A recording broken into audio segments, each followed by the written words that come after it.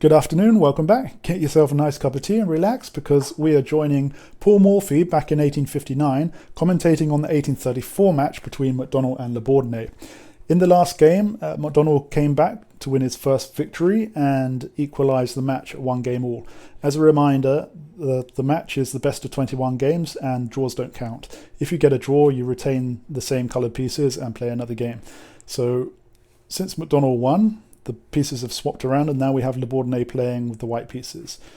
Labourdonnais opens with e4, we have e5, knight to f3, knight to c6, bishop to c4, bishop to c5, and Labourdonnais pushes c3. McDonnell replies with d6 and Morphy says, "For comments on the opening moves, see the fourth game of the series."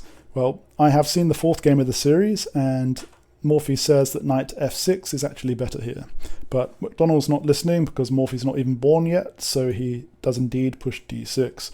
Labourdonnais attacks in the centre with d4. We have e captures on d4, c captures on d4, attacking the bishop, and the bishop retreats. Labourdonnais wants to continue to push his advantage, so he pushes to d5, threatening the knight. And in a previous game, knight to e5 was played, but Morphy said that wasn't as good as knight to e7. And McDonnell is actually listening now somehow, and he does play this move. We now have Labourdonnais not one to give up pushing his pawns. He has pushed again to e5, and we have bishop pins the knight against the queen. Labourdonnais responds by this by again attacking even more with bishop to b5 with check. And Morphy says queen to a4 with check would have been much stronger and would have given rise to some variations of interest, like so. Suppose queen to a4 check, then bishop to d7, defending, and then queen to b3, and white threatening e6, etc., has the better game. If c6, d captures on c6, then either the b pawn captures or the knight captures. Then we have bishop captures on f7, revealing the queen's attack on the black bishop here. The king captures the bishop and the queen captures the bishop. Then apparently Morphy thinks that white has the better position here, and I'm not one to disagree with Morphy. So we'll go back to these variations. And if in this position queen to d7, then we have bishop to b5, still pinning the queen here, and black pushes c6, and instead of capturing, white pushes the pawn here. Now both the queen and the bishop here are under attack, and Morphy says white must win because he has to capture this pawn instead, and this just, of course, loses the bishop, and now white's up a whole bishop, so white was better in that position. And the last variation here, king to f8, we have queen to b3, bishop captures the knight, and the queen captures the bishop.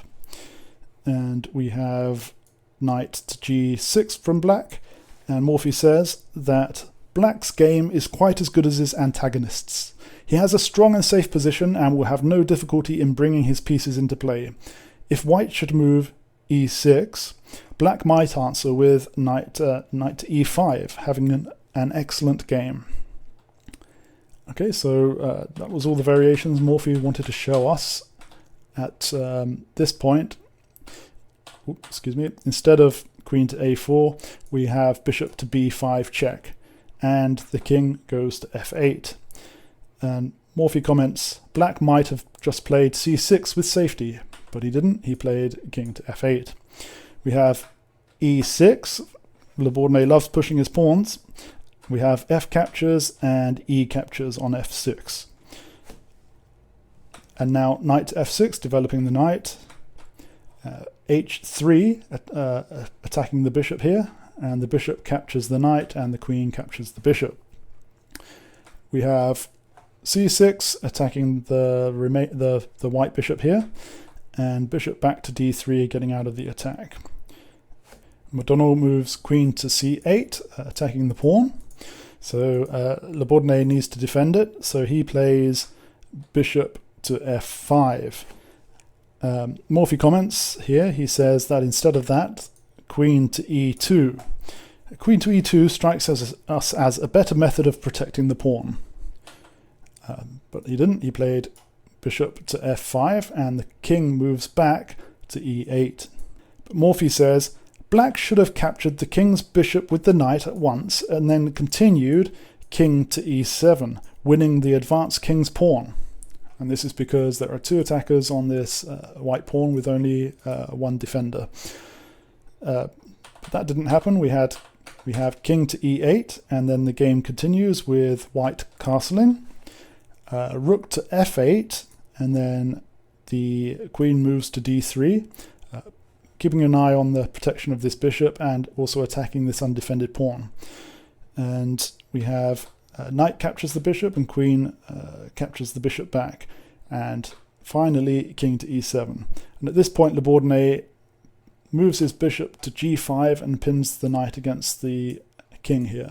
But Morphy says, white, by needlessly giving up the pawn and thus enabling black to free his pieces, obtains an inferior game.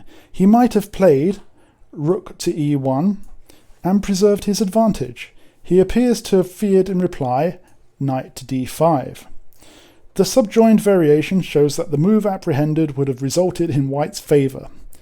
So he says rook to e1, knight to d5, bishop to g5 with check, king to e8, queen captures on h7, bishop captures on f2 with check, king to h2, and white ought to win. Well, how does this work? Well, Morphy doesn't elaborate, but we can give an example line.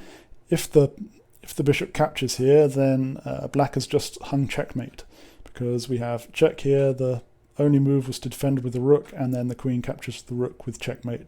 The king can't go to this square because of the bishop. So at this point, it's basically all lost for black because of the power of the dark square bishop, the queen on the white squares, and the rook up the center here. But okay, that wasn't played, so we'll head back to this position. So we had bishop to g5, queen captures the pawn, Labourdonnais refuses the exchange and instead captures the h7 pawn. Of course, the knight here can't capture back because it's pinned by the bishop. And the game continues, queen to f7. Labourdonnais finally develops his knight to c3, and the king makes a run for it, unbreaking the pin on the knight. So the queen is now in danger, so Labourdonnais brings it back to f5, and that was with check, so the king has to move to c7. We have bishop to f4, x-raying the king once more, and rook on a to d8, adding another defender to this pawn. We have queen to c2, and Morphy has a brief comment. He said, rook on a to d1 would surely have been much stronger, but the game continues. After queen to c2, king to b8, we have Labourdonnais pushing the a pawns now, a4. Knight to h5, giving a double attack on this bishop, and the bishop moves out of the way, also attacking the d rook here. And the rook moves to the e file.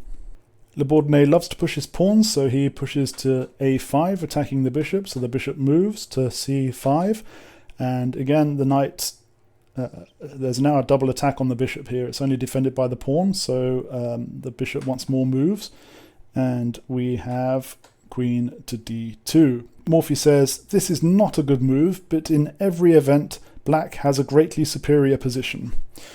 So we have knight to g3, so this pawn cannot capture this knight because of the pin on the bishop here. So all the forces are starting to line up for McDonnell on the black king's position, on the white king's position. So it's looking increasingly dangerous here for the white king. And we have rook on f to d1. The bishop captures with check, and the king retreats to h2. The knight comes out of his corner to e4, attacking the queen, and we have the queen retreating to c1. bishop check, it can't be captured because the knight's defending it, so the king moves back to g1.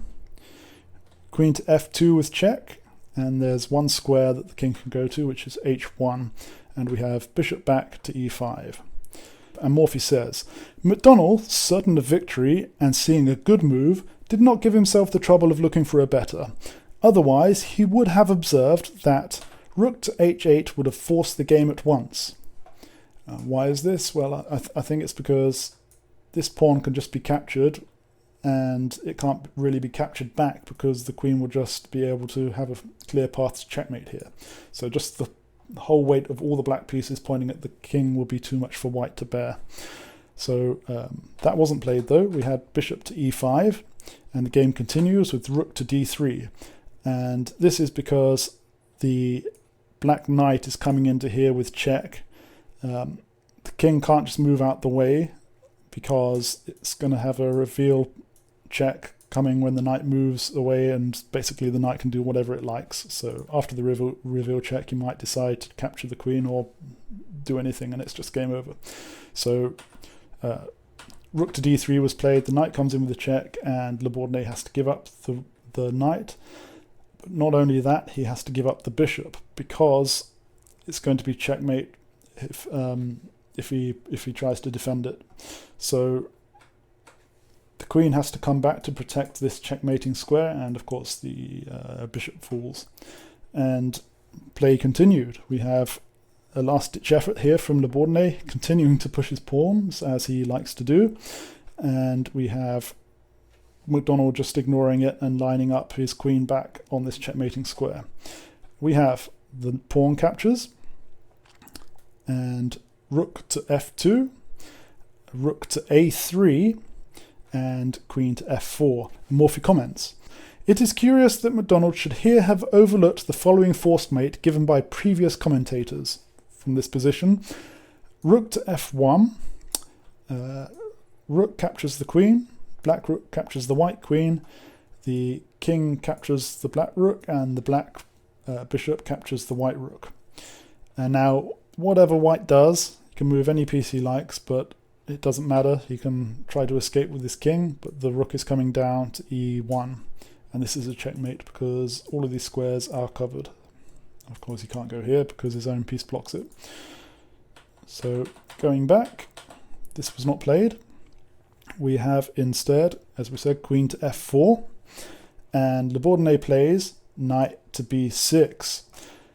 McDonnell pushes rook to f1, and it's looking like white's just finished here, but Labourdonnais has some tricks left. He plays knight to d7 with check, so the king has to move, and McDonnell doesn't capture the pawn. He plays his king to c7, and Morphy comments, "Had black taken the pawn, black would have drawn the game as follows. King takes b7, rook takes the pawn on a7 with check, and of course the rook can't be captured here, it's defended by the white queen. So the king has to retreat to c8, and the knight comes to b6 with check. And the king cannot go to d8, because if he does, that's checkmate. This is covered by the knight, and the remaining squares are covered by the rook, and also the rook is protected by the knight. So d8 is out of the question. So instead, if the king comes to b8, then we get a perpetual check. The king will just have to keep repeating moves between b8 and c8.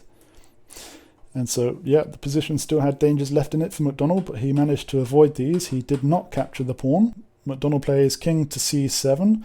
Labourdonnais can queen his pawn, but it will be immediately captured by the rook, which is then captured by the bishop, and McDonnell can simply play bishop to d4 to attack the pinned queen, and it's all over for Labourdonnais.